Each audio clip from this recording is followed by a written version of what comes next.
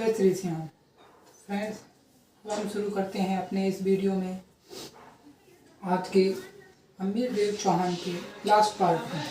तो हमने कल जहाँ तक पढ़ा था वहाँ से आगे की बात करते हैं। हमारे इस वीडियो में हम आज बात करेंगे अलाउद्दीन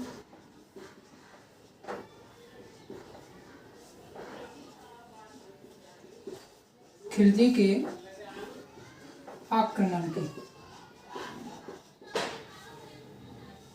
कल हमने पढ़ा था कि जलालुद्दीन खिलजी जो था वो रणथंभौर पर आक्रमण करने आता है और पहले आक्रमण में वह विजयी भी हो गया, वह पराजित हो गया था। दूसरे आक्रमण के लिए जब वह घेराबंदी करने आया, परंतु वह घेराबंदी करने के बाद भी सफल नहीं हो पाया, दुर्ग नहीं जीत पाया। तो उसने कहा कि मैं ऐसे 10 किलों को मुसलमान के एक बाल के बराबर भी नहीं समझता हूँ। यह कहकर वह वापस लौट गया। उसके बाद ने बात बताया था आपको कि अमीरों ने जलालुद्दीन खिलजी के स्थान पर अलाउद्दीन खिलजी को शासक बना दिया। ठीक है, अब इसके बाद अमीरों ने उसे अपना चुन ही लिया था। तो अब अलाउद्दीन खिलजी अब रणथंभौर पर आक्रमण करता है। इसका पहला रीज़न है कि अलाउद्दीन खिलजी की सेना जो थी वो गुजरात को जीत लिया था और गुजरात से वापस आ रही थी। तो ये गुजरात में आपस में खुम्स क्या होता है? खुम्स होता है युद्ध में लूट का धन। तो ये खुम्स को लेकर के आपस में लड़ लिए। देखो खुम्स में होता क्या था पहले कि इसका बंटवारा होता था कि सैनिक और शासक के बीच में। ठीक है, सैनिक जो है वो खुम्स का 80% लेते हैं और शासक 20%। लेकिन जब अलाउद्दीन खिलजी आया तो उसने कहा कि ये तो गलत है कि अब सैनिक लेंगे 20% और शासक लेगा 80%। ऐसा क्यों? क्योंकि मैं आप सबको वेतन पर रखता हूँ और मैं नियमित रूप से आपको वेतन देता हूँ, इसीलिए लूट के माल पर, खुम्स पर मेरा अधिकार है। तो ये बात अलाउद्दीन खिलजी कहता है। अब अलाउद्दीन खिलजी के इस प्रकार के कहने के कारण और इस खुम्स को लेकर के मंगोल सैनिक जो थे, मंगोल सैनिक मेहमा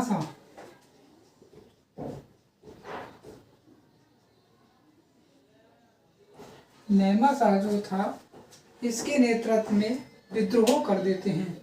ठीक है, मेहमा शाह के अलावा इसका दूसरा जो नाम है वो है मीर मोहम्मद शाह। मेहमा शाह का दूसरा नाम क्या है? मीर मोहम्मद शाह। ठीक है, ये इसके नेतृत्व में, और ये क्या कर देते हैं, लूट के धन को लेकर के, और ये सब भी भाग जाते हैं मंगोल से। ठीक है, इसका सहयोगी कमरू भी इसके साथ रहता है और मीर मोहम्मद शाह यहाँ से शरण लेने के लिए चला जाता है अमीर देव चौहान के पास। अमीर देव के पास पहुँच गया। ठीक है, अब हमें इस पूरे आक्रमण की जानकारी जो है वो किससे मिल रही है? खजाइन उल फुतूह। किसका ग्रंथ है ये? अमीर खुसरो का।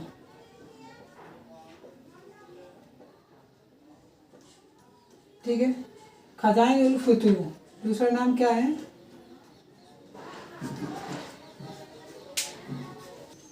तारीख है, जिसका दूसरा नाम क्या है? तारीख है अलाई। तारीख है अलाई। तो तारीख है अलाई में इस सब का वर्णन मिलता है। ठीक है, अब ये पहुंच गए रणथंभौर, तो अब सीधा सा मार्ग मिल गया रणथंभौर पर आक्रमण करने का। तो उसने ये अलाउद्दीन खिलजी ने अमीर देव के पास सोचा है भाई कि भाई इसको मेरे को दो। और हम जानते हैं कि राजस्थानी परंपरा में अतिथि देवो भव है, अतिथि है, उसको तो कैसे दे सकते हैं। तो अमीर देव चौहान ने इससे मना कर दिया, और मना करने के बाद में वो अपनी सेना लेकर के वापस आ गया। ठीक है, तो पहले हम इतना लिख लेते हैं, उसके बाद बात करेंगे हम आगे जो हिंद भारत की लड़ाई है उसकी।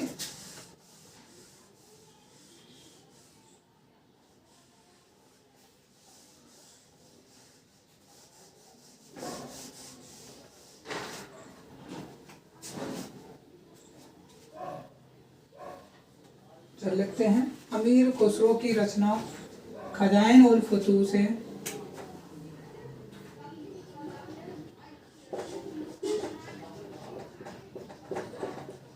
अमीर खुसरो की रचना खजाइन उल फतूह से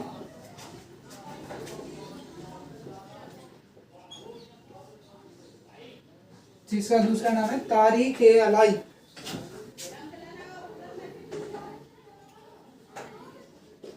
तारीख ए अलाई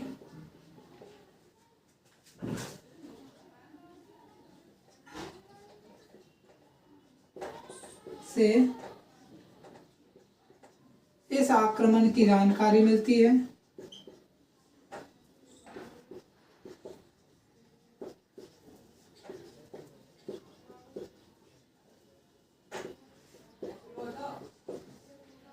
ठीक है, अलाउद्दीन खिलजी की गुजरात अभियान के दौरान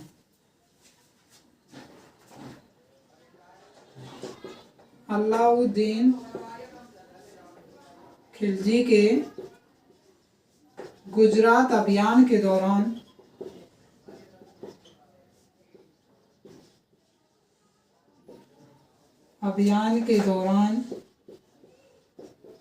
खुम्स को लेकर,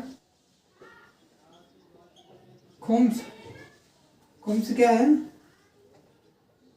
युद्ध में लूट का धन,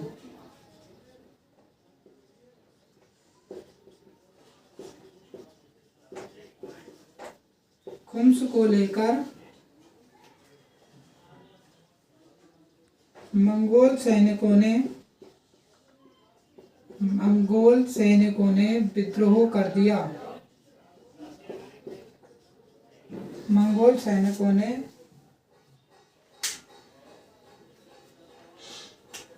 विद्रोह कर दिया।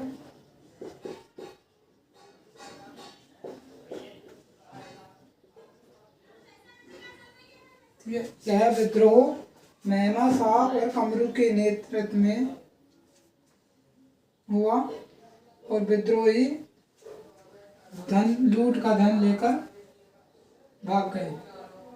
विद्रोही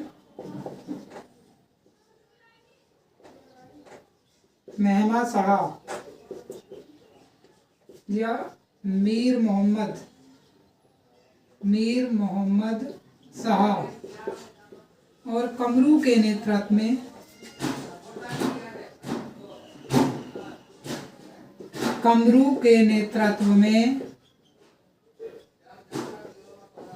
लूट का धन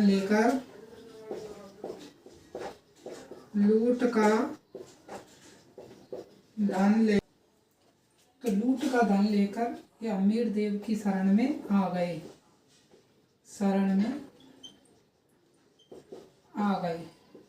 ओके, अब होगा हिंदवाट घाटी का जो युद्ध है। तो एक बार आप इसका स्क्रीनशॉट ले, फिर बात करते हैं आगे।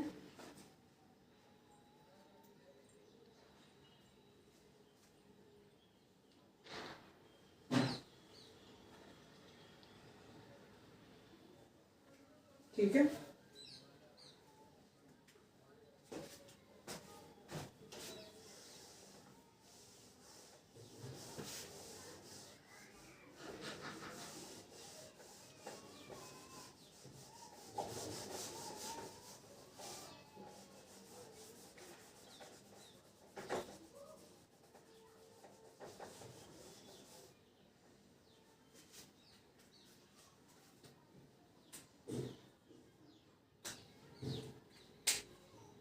अगला है हिंदवाड़ घाटी का युद्ध।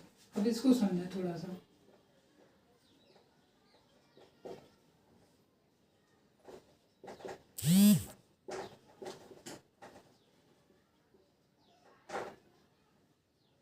हिंदवाड़ घाटी का युद्ध। अब इस युद्ध में हमने पहले ही जान लिया कि एक तो तुर्क सेनाएं आ रही हैं, तुर्क सेना, ठीक है। अब तुर्क सेना किसके नेतृत्व में आ रही है? तो आ रहे हैं उलूग खान के नेतृत्व। अब अलाउद्दीन खिलजी के 4 खान थे, कितने?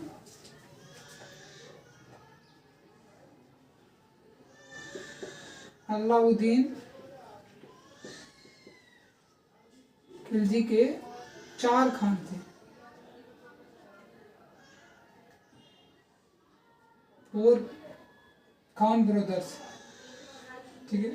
कौन कौन से थे तो उनके नाम याद रखें। यूसुफ खान पहला है,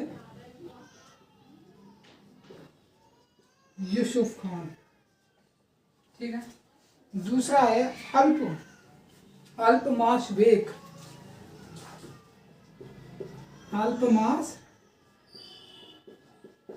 बेग। तीसरा है संजर,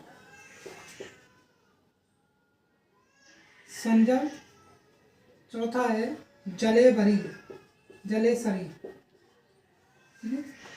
जलेसरी। अब इसको रफ करते हैं और आगे लिखते हैं।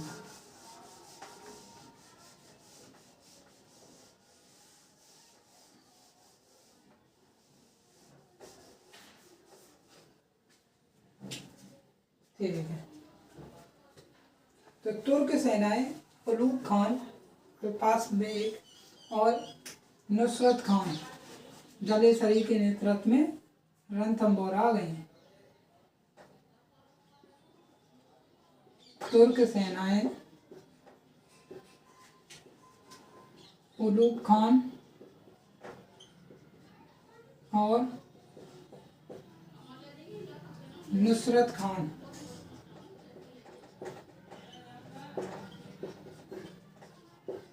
के नेतृत्व में कहाँ आ गए? रणथंभौर आ गए, ठीक है। अब रणथंभौर आ गई हैं तो रणथंभौर में कौन है? अमीर है। रणथंभौर में अमीर है, तो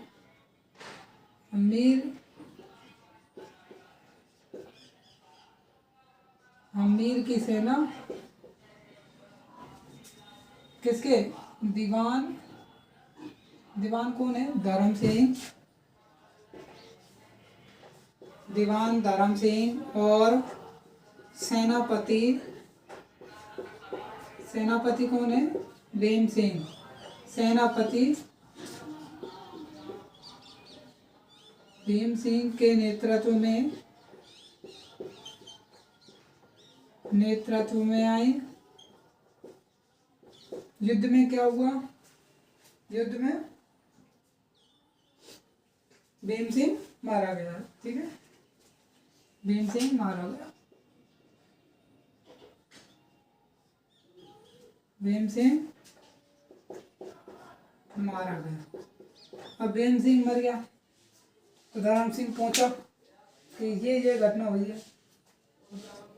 हमें देव को गुस्सा आ गया, उसने धर्म सिंह के दोनों आके अंधा कर दो इसको। और धर्म सिंह के स्थान पर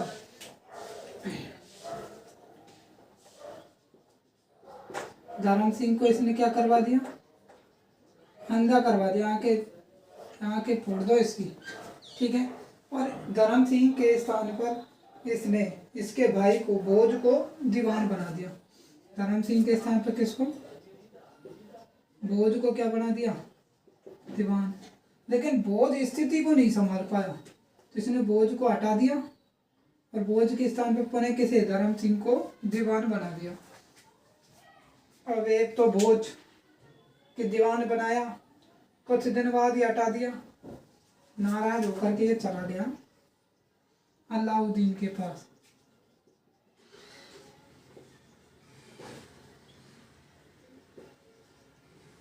खिलजी के पास। कैसे नाराज होगा। अलाउद्दीन को तो चाहिए ना कि यार कोई ऐसा आए तो फिर कोई बात नहीं, आने दो। और अलाउद्दीन ने क्या किया कि इसको जागरा की जागीर दे करके और संतुष्ट कर दिया।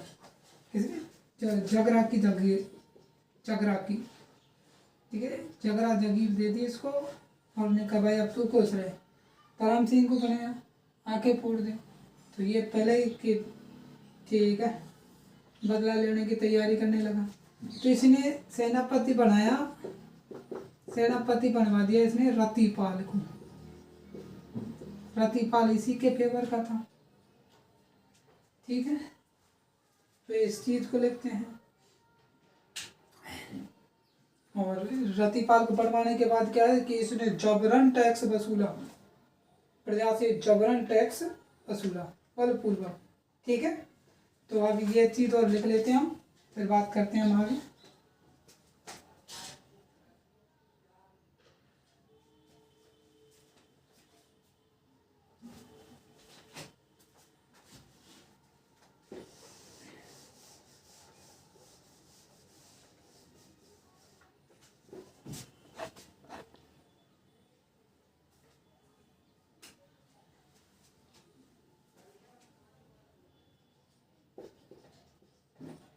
अमीर ने धर्म सिंह को अंधा करवा दिया।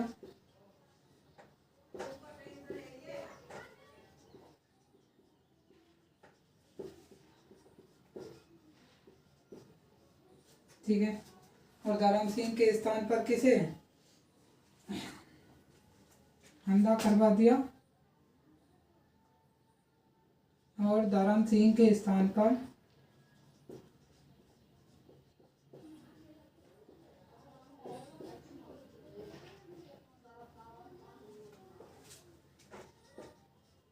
धर्म सिंह के स्थान पर किसे बोझ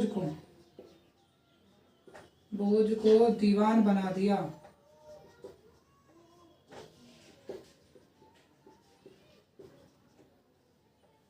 परंतु बोझ स्थिति नहीं संभाल पाया।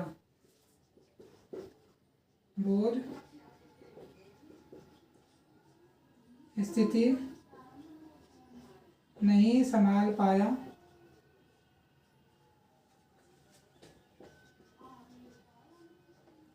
बोझ स्थिति नहीं संभाल पाया तो अमीर क्या करेगा। तो अमीर ने वापस पुनः धर्म सिंह को दीवान बना दिया। अमीर ने धर्म सिंह को पुनः दीवान बना दिया।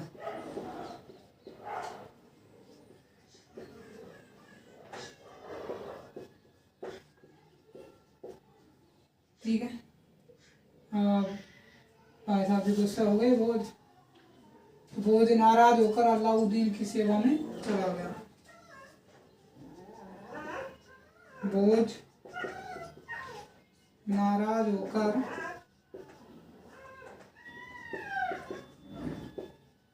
अलाउद्दीन की सेवा में चला गया।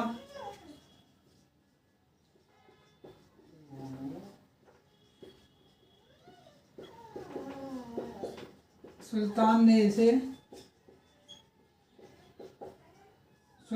ने इसे जगरा की जागीर थी। जगरा की जागीर दे दी, ठीक है। और अलाउद्दीन ने इसको जगरा की जागीर दे दी कि अब तू भी खुश रहे, ठीक है। अब इसको आप एक बार इसका स्क्रीनशॉट लें, फिर बात करते हैं आगे।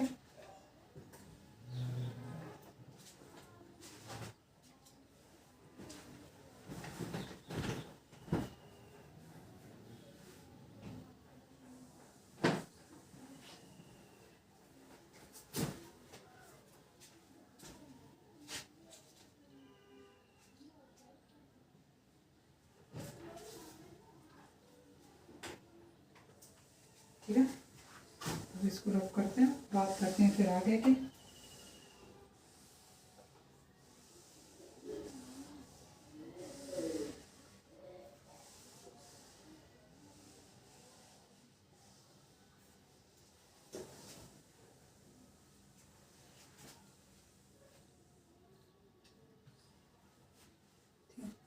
तो धर्म सिंह ने अपने विश्वास पात्र कौन रतिपाल को सेनापति बनवा दिया।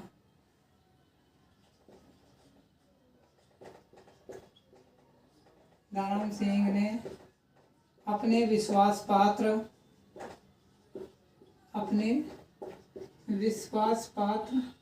रतिपाल को सेनापति बनवा दिया। सेनापति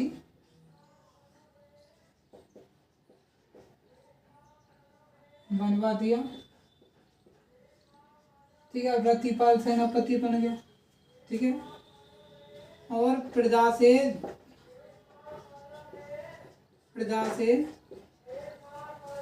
क्या बलपूर्वक टैक्स वसूला। बलपूर्वक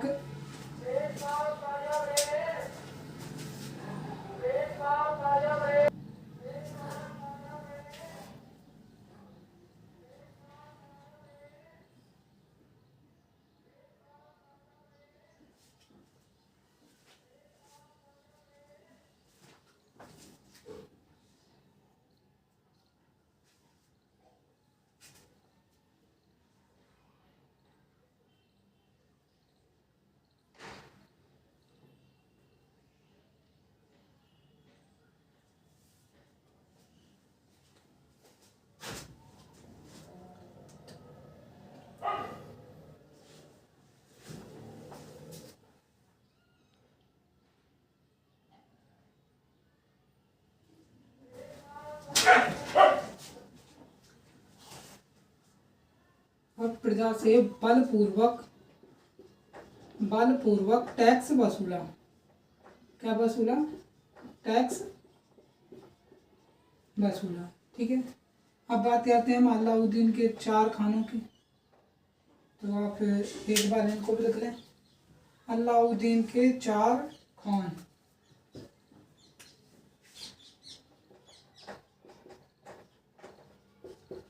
अलाउद्दीन के 4 खान तो आपको याद करने हैं। नंबर 1 पहला कौन सा है?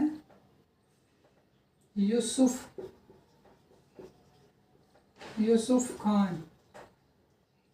ठीक है, यूसुफ खान, इसको अपन ने क्या नाम दिया था? टाइटल क्या है? जफर खान। ठीक है, दूसरा है अल्मास बेग। इसका टाइटल क्या है? उलूग खान। तीसरा है संजर। ठीक है, और इसका टाइटल है अल्प खान। संजर को क्या कहा? अल्प खान। नंबर 4 पर है जलेसरी, और जलेसरी का नाम क्या है? नुसरत खान। ठीक है,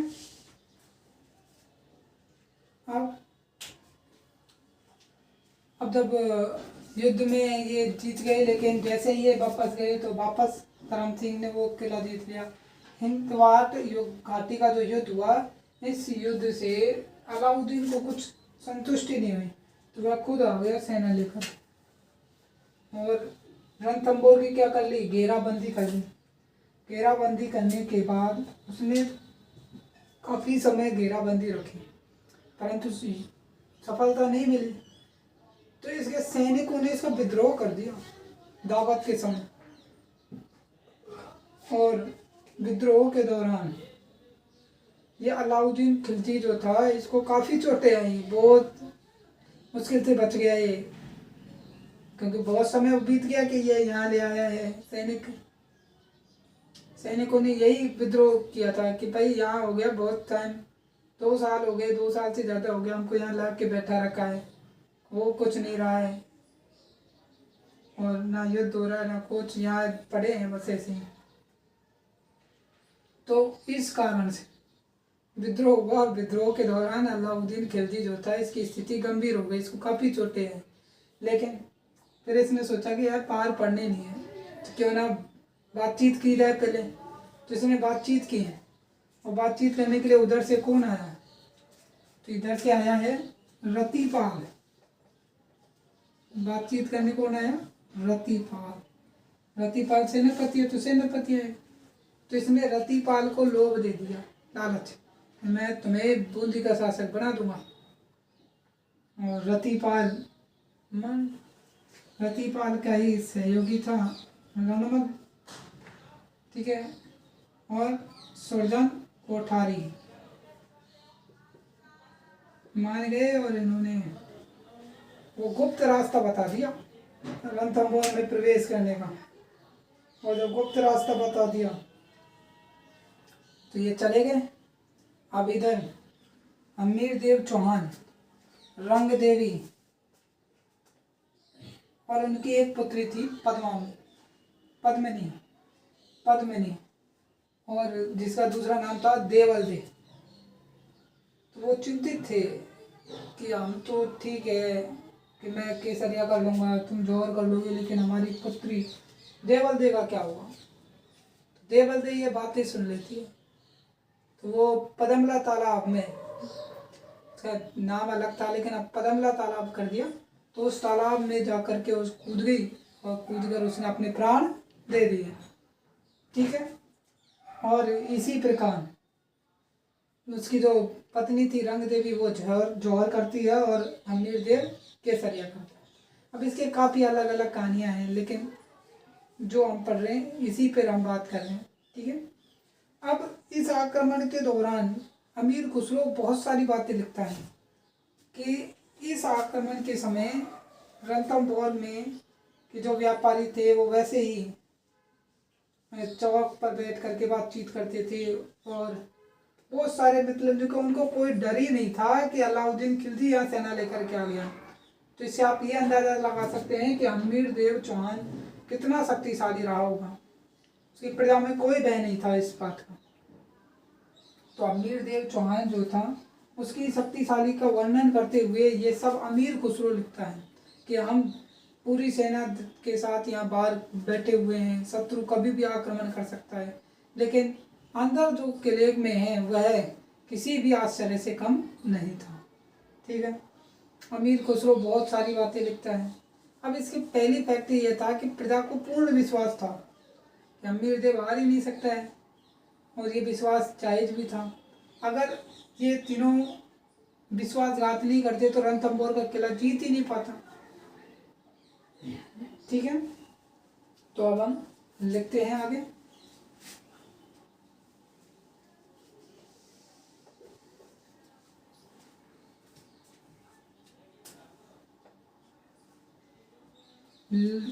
रणथंभौर की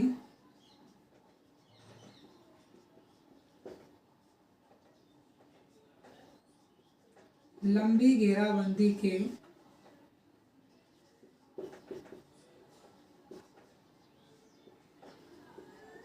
कारण, ठीक है, लंबी घेराबंदी के कारण तुर्क सैनिकों ने विद्रोह कर दिया। तुर्क सैनिकों ने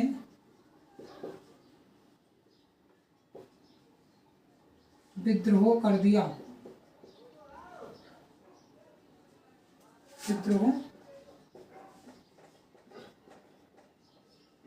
विद्रोह कर दिया, ठीक है, जिसमें अलाउद्दीन खिलजी घायल हो गया।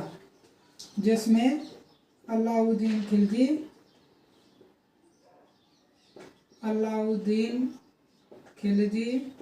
घायल हो गया।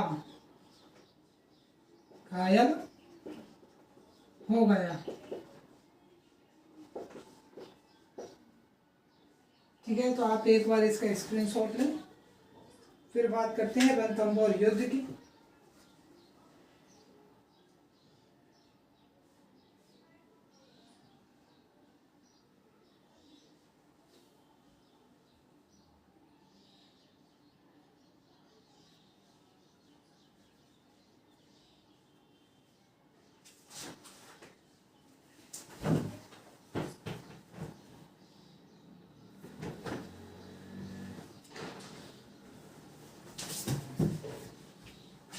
हाँ, तो अब इसको रब करते हैं, बात करते हैं रणथंभौर युद्ध की।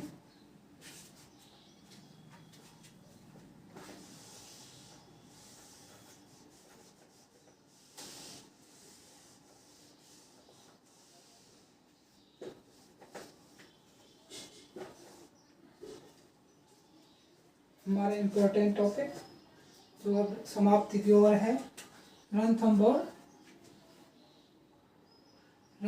का आक्रमण।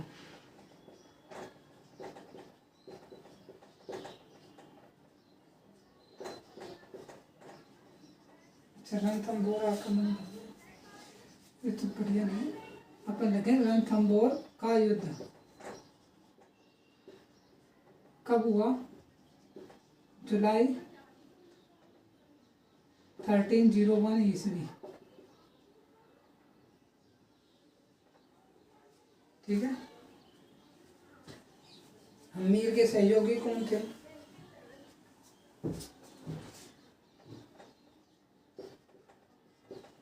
अमीर के सहयोगी थे जाजदेव। ठीक है, एक तो जाजदेव हो गया, दूसरा था तिंचर,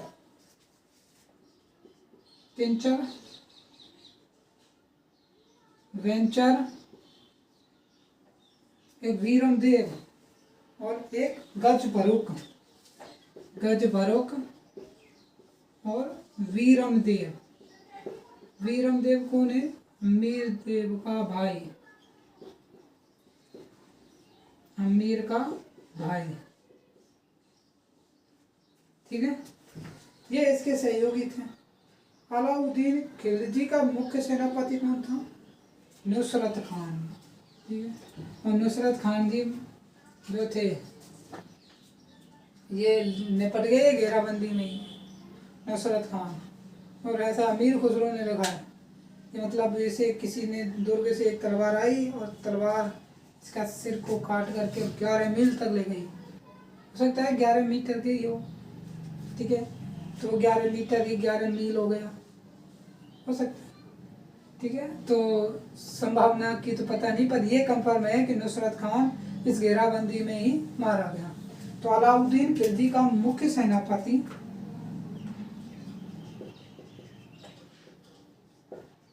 अलाउद्दीन खिलजी का मुख्य सेनापति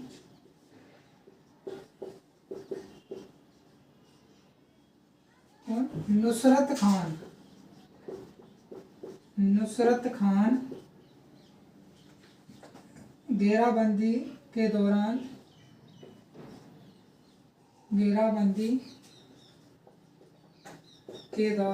मारा गया।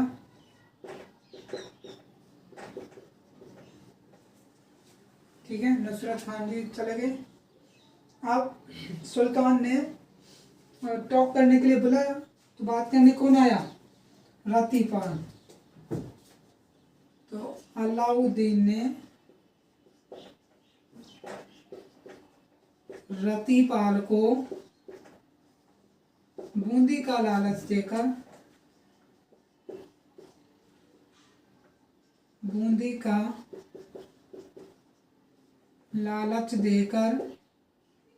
ठीक है,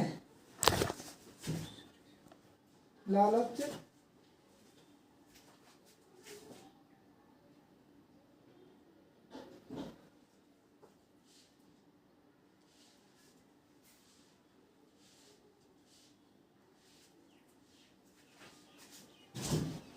बूंदी का लालच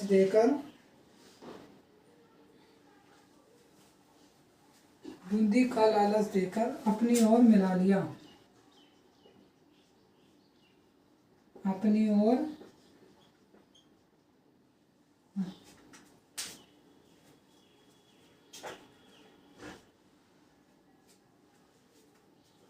ओर मिला लिया।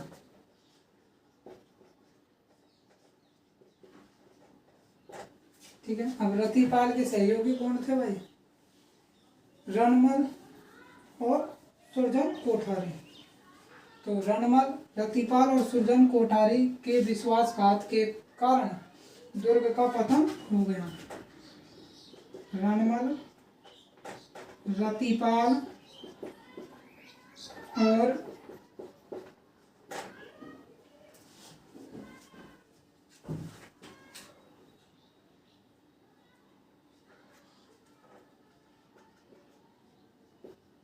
और सुरजन कोठारी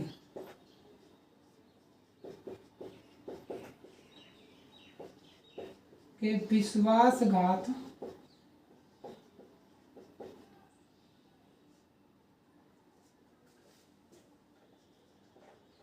के कारण दुर्ग का पतन हो गया।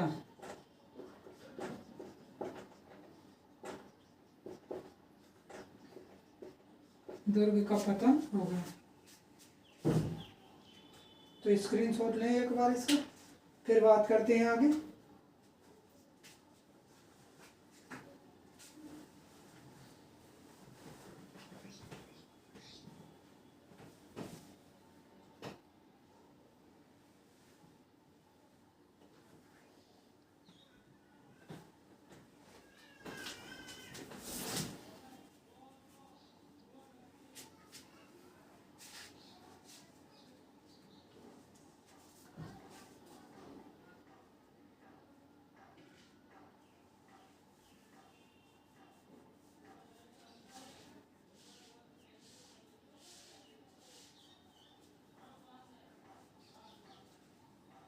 ठीक है,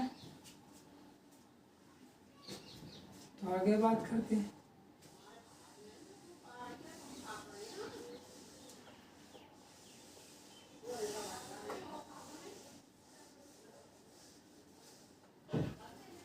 ठीक है, अमीर ने केसरिया, अमीर ने क्या किया?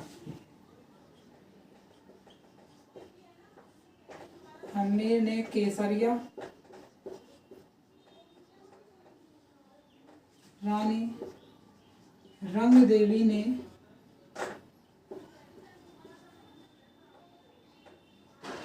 जौहर और बेटी देवल दे ने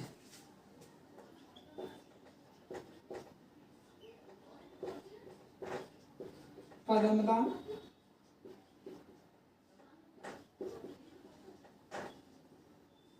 तालाब में कूदकर जान दे दी।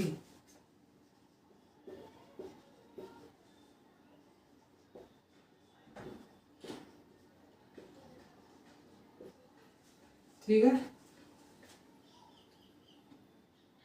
पहला साका हो गया।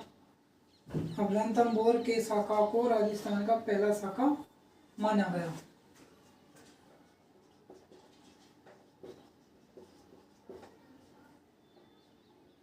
रणथंभौर के साका को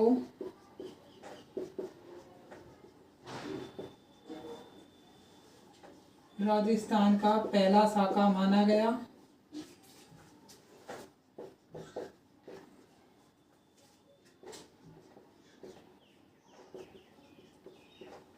ठीक है, साका क्या होता है ये देख लो आप, एक बार यही समझ लेते हैं साका क्या है। तो साका एक तो होता है केसरिया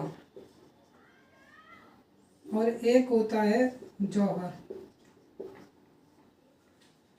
केसरिया कहते हैं कि जब ये पता चल जाता था कि भाई अब हम युद्ध नहीं जीत सकते हैं, मृत्यु निश्चित है, हार निश्चित है, तो वो उस हारने की बजाय वो अपने आप को युद्ध में वीर गति से मरना पसंद करते थे। तो ये वीर गति से मरने की जो इच्छा होती थी, प्रबल इच्छा, और जो उस समय अद्भुत साहस होता था, वो होता था केसरिया। क्योंकि केसरिया पगड़ी तो ये वैसे भी पहनते थे। ठीक है, तो उस समय जब युद्ध का पता चल जाए कि अब हमारा युद्ध जीतने का कोई भी नहीं है, कि हम युद्ध नहीं जीत सकते हैं, लेकिन फिर भी हम वीर गति से मरना चाहते हैं, तो इस उत्साह को ही क्या कहा गया? केसरिया।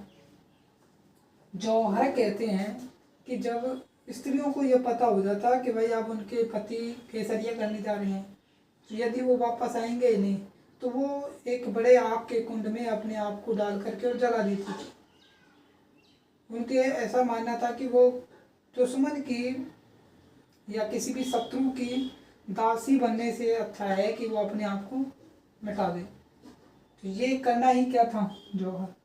और हम जानते हैं कि जौहर करना, केसरिया करना, ये बहुत बड़ी उपलब्धि है। आज के समय अपन नहीं कर सकते ये सब चीज़ें, क्योंकि अपन अपने अंगुली को भी नहीं जला सकते हैं कि ये तो जिसमें खुद आग के एक बड़े से कुंड में कूद के जान देती थी, कितनी भयानक मौत रहती होगी, तो वो उसे कितने सत्यत्व के साथ करते होंगे।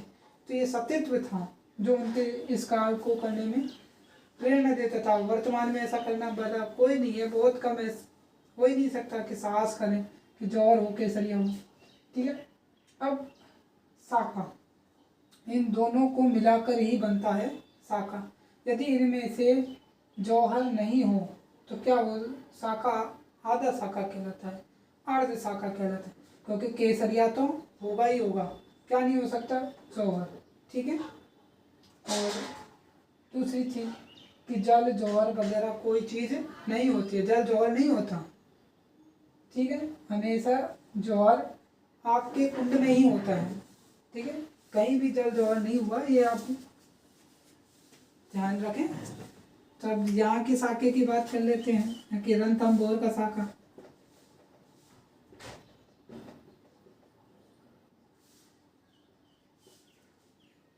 कब हुआ है? 11 जुलाई 1301 में। केसरिया किसने किया? हमीर देव चौहान ने। और जौहर किसके नेतृत्व में हुआ? जौहर हुआ रानी रंग देवी के नेतृत्व में। ठीक है। लिखाते तो ऐसे भी हैं कि रानी रंग देवी और किसने, देवल देव ने जौहर किया। तो देवल देव तो पुत्री थी, वो जौहर कैसे करेगी? ठीक है। उसने आत्महत्या की थी। आगे बात करते हैं, तो आप शाखा समझ गए होंगे। अब इसमें एक और चीज जो हम नोट करते हैं, तो अलाउद्दीन ने दुर्ग जीतने के लिए कुछ यंत्रों का प्रयोग किया था। कौन कौन से यंत्र थे वो लिखेंगे। एक बार आप इसका स्क्रीनशॉट लें, फिर लिखते हैं।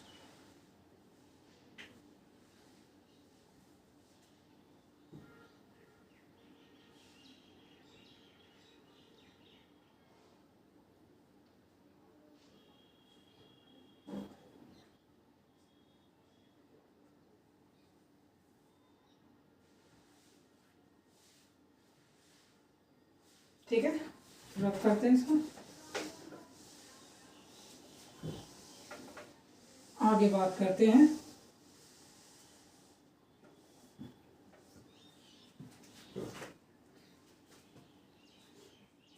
दुर्ग जीतने के यंत्र।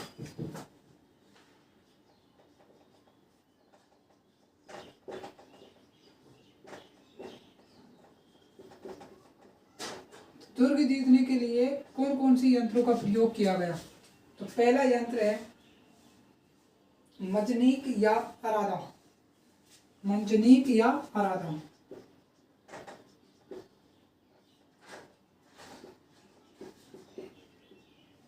ये क्या है? ये बड़े बड़े पत्थर फेंकने के लिए काम में आता था। ठीक है। तो पत्थर फेंकने वाला यंत्र है ये। क्या है ये यंत्र? मंजनीक या अरादा, पत्थर फेंकने वाला यंत्र है। पत्थर फेंकने वाला यंत्र। ठीक है। यदि हम आगे बात करें नंबर 2 पर, तो आता है फलाखून। फलाखून क्या है? फलाखून है गुलेल। गुलेल के जैसा होता है। ठीक है। ये भी पत्थर फेंकने के काम आता था। बड़े पत्थर ऐसे फेंके और लगा दिए और फेंक दिए। उसके बाद है पासेव। पासेव क्या है? मंच। पासेव क्या है? मंच। और अंतिम क्या है? अंत में है साबात। साबात। और साबात क्या है कि मोटे चमड़े से ढकी सुरंग। मोटे चमड़े से ढकी सुरंग। इन सब का इस्तेमाल किया अलाउद्दीन खिलजी ने रणथंभौर विजय में। ठीक है, अब बात करते हैं अमीर खुसरो की। तो जब ये जीत गए तो अमीर खुसरो ने क्या कहा? तो अमीर खुसरो ने कहा कि आज कुफ्र का गढ़ इस्लाम का घर हो गया है। तो अमीर खुसरो ने कहा आज कुफ्र का गढ़ इस्लाम का घर हो गया है। इस्लाम का घर हो गया। आज कुफ्र का गढ़ इस्लाम का घर हो गया। अलाउद्दीन खिलजी ने दुर्ग जीतने के बाद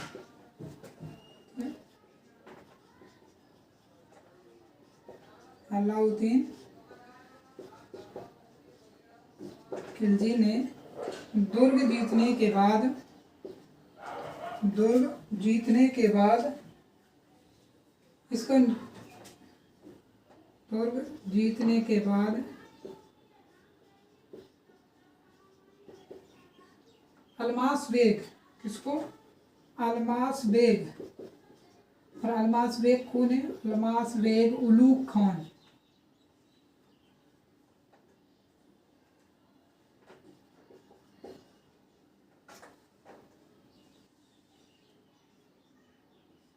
अल्मास बेग उलूग खान को यहाँ का प्रशासक नियुक्त कर दिया। यहाँ का प्रशासक नियुक्त कर दिया। ठीक है, तो अमीर, हाँ एक लास्ट चीज और लिखना कि अमीर के गुरु थे राघव देव और इसका कवि था विजयादित्य। अमीर के गुरु राघव देव और कवि विजयादित्य थे।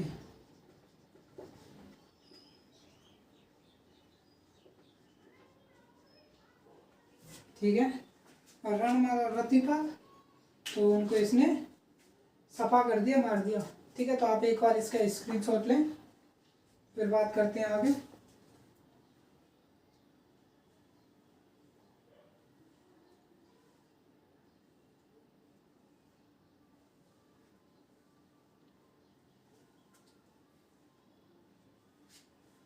ठीक है फ्रेंड्स, तो आज की क्लास में इतना ही।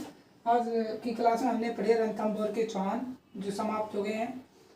और अगर आपको हमारे ये वीडियो पसंद आ रहे हैं तो आप इन्हें लाइक करें, हमारे चैनल को सब्सक्राइब करें। ठीक है, इसके अलावा आपको यदि हमसे कुछ पूछना है तो आप हमें कमेंट करके बता सकते हैं, या हमारी जीमेल पर हमें आप सूचना दे सकते हैं। कुछ भी चीज़ पूछनी हो तो आप भेज सकते हैं। ठीक है, जय श्री श्याम, मिलते हैं अगली क्लास में। Thank you.